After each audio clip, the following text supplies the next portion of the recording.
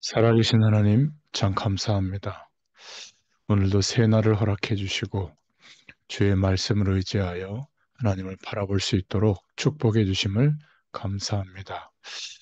우리의 모든 현실 가운데 하나님의 언약이 성취되어질 수밖에 없도록 세밀하게 주의 성령으로 우리를 인도하시는 그 사실을 확신하는 이 아침이 되도록 역사하여 주시옵소서. 오늘도 주의 음성을 허락하시고 하나님의 뜻이 이루어지도록 역사하여 주옵소서. 예수님의 이름으로 기도드렸습니다. 아멘. 예, 하나님 말씀은 출애굽기 14장 13절 14절입니다. 모세가 백성에게 이르되 너희는 두려워 말고 가만히 서서 여호와께서 오늘날 너희를 위하여 행하시는 구원을 보라.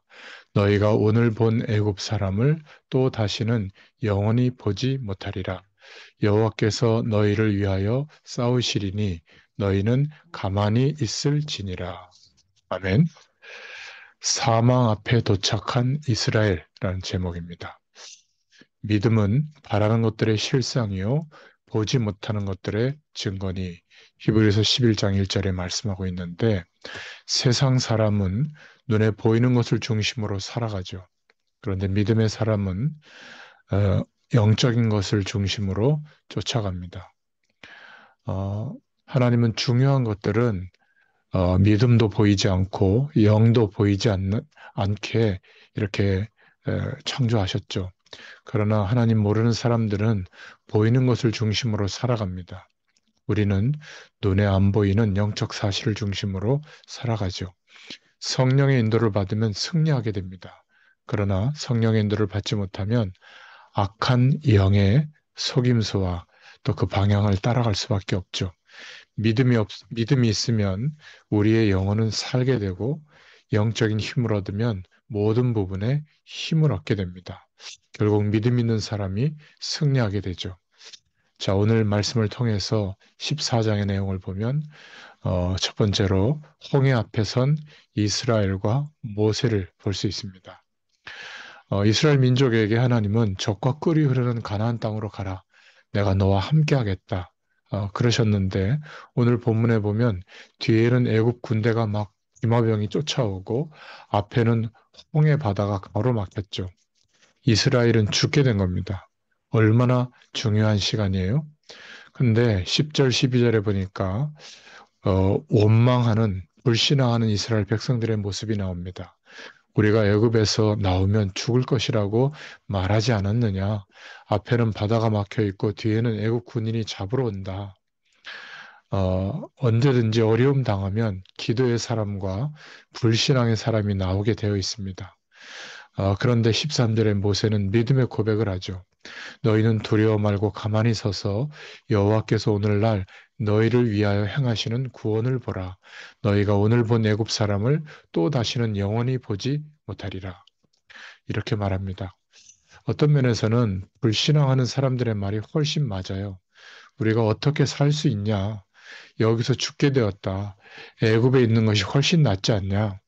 그런데 모세는 이스라엘 사람들아 두려워하지 말고 가만히 서서 여호와께서 행하시는 구원을 보라 이렇게 말합니다. 어디서 이런 차이가 날까요? 우리가 두 번째로 모세가 어떤 사람인지 다시 한번 생각해 볼 필요가 있습니다. 우리는 홍해 앞에 설 때가 있습니다. 또 뒤에는 애국 군대가 잡으러 올 때도 있죠. 이때 판단이 중요합니다. 아, 모세는 영적 사실에 대해서 체험이 있기 때문에 어떻게 보면 가만히 있어서 여호와께서 행하시는 구원을 봐라. 저 대단한 애굽 사람을 다시는 보지 못하리라. 어떻게 보면 정신병자 같은 소리를 하고 있는 겁니다. 그런데 전 세계의 문제가 뭐냐? 하나님은 분명히 계시는데 모르는데 문제가 있는 것이고 우리 신자의 문제는 뭐냐면 하나님은 응답하시는데 체험을 못하고 있는데 문제가 있는 것이죠. 모세는 호렙산에서 하나님의 능력을 체험했고 하나님의 언약을 분명히 받았습니다. 그리고 이미 애굽의 10가지 재앙을 보면서 하나님의 능력을 체험했고 이스라엘 민족을 데리고 나왔죠. 하나님의 약속을 분명히 잡았습니다. 내 백성을 가나안 땅으로 데리고 가겠다. 이 약속을 분명히 잡았기 때문에 모세는 흔들리지 않았죠. 지금 우리 앞에도 어려운 상황에 놓이면 우리가 현실에 부딪히게 되면 두 가지가 나옵니다. 하나님의 능력을 믿는 자는 이 사실을 알게 되는데 모르고 있다면 원망, 불평이 나오게 되겠죠. 우리가 어떻게 살겠느냐? 잘못 본 겁니다. 이스라엘 사람들아 가만히 서서 여호와께서 오늘날 너희를 향해 역사하시는 것을 봐라. 구원을 봐라. 틀린 말처럼 보이는데 이게 잘 본 거죠. 모세는 불신자들이 모르는 참 지식을 갖고 있었습니다. 하나님은 살아계신다는 것과 영원히 있다는 것과 성령의 역사와 악한 영의 역사를 알고 있었습니다. 이 땅은 무엇이 문제냐면 영적인 문제를 모르고 있는 겁니다. 그래서 결국 신앙과 불신앙의 대결이고 하나님을 아느냐 모르느냐의 대결이고 눈에 보이는 것과 보이지 않는 것의 대결이라고 볼 수 있습니다. 자, 마지막 세 번째로 우리도 홍해 앞에 놓일 때가 있죠. 멸망과 죽음과 위기 앞에 놓일 때가 있습니다. 그때 하나님의 능력을 체험하라는 겁니다. 홍해를 건너는 믿음을 회복해야 그래야 가나안 땅에 들어갈 수가 있는 겁니다. 오늘 이 믿음을 회복할 수 있기를 바랍니다.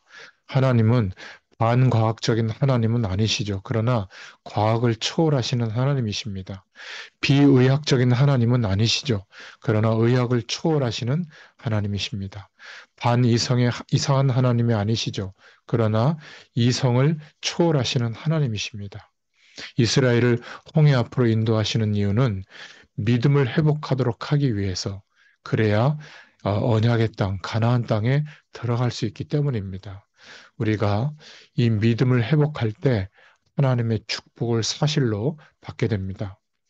오늘 여호와께서 너희를 위하여 싸우시리라 14절에 고백했죠. 모세는 하나님의 언약을 붙잡고 담대히 선포했습니다. 13절에 하나님의 능력을 우리가 알고 있다면 염려가 없어지게 될 줄로 믿습니다. 하나님의 능력을 믿고 기도할 수 있기를 바랍니다. 우리의 일에, 우리의 삶에 하나님께서 역사하시도록 하나님은 지금도 살아계셔서 우리의 삶을 인도하십니다. 이스라엘 민족을 왜 홍해 앞으로 인도했을까요? 다른 거 쳐다보지 말고 지질학 같은 거 붙잡지 말고 과학 같은 거 붙잡지 말고 하나님을 붙잡아라 그 말이죠. 홍해 바다를 건너야 하는데 과학이 통하겠습니까? 또 의학이 통하겠습니까? 뒤에는 애국 군인이 잡으러 오는데 정치도 경제도 아니죠. 하나님을 붙잡아라. 오늘 여러분은 어떤 상황에 있을지라도 낙심하지 말고 하나님의 능력을 붙잡기를 바랍니다. 우리 인간은 영적인 존재죠. 우리의 정신과 영혼이 하나님을 향할 때 하나님의 기적이 일어나게 될 줄로 믿습니다. 홍해를 건너는 믿음, 오늘 이 축복을 회복하기를 바랍니다. 하나님은 홍해를 가르시는 하나님이시죠. 지금 여러분이 어떤 상황에 놓여 있든지 앞에는 홍해가 막히고 뒤에는 애국 군인이 잡으러 오는데 길이 없습니다. 이때 너희는 두려워 말고 가만히 서서 여호와께서 오늘날 너희를 위하여 행하시는 구원을 봐라.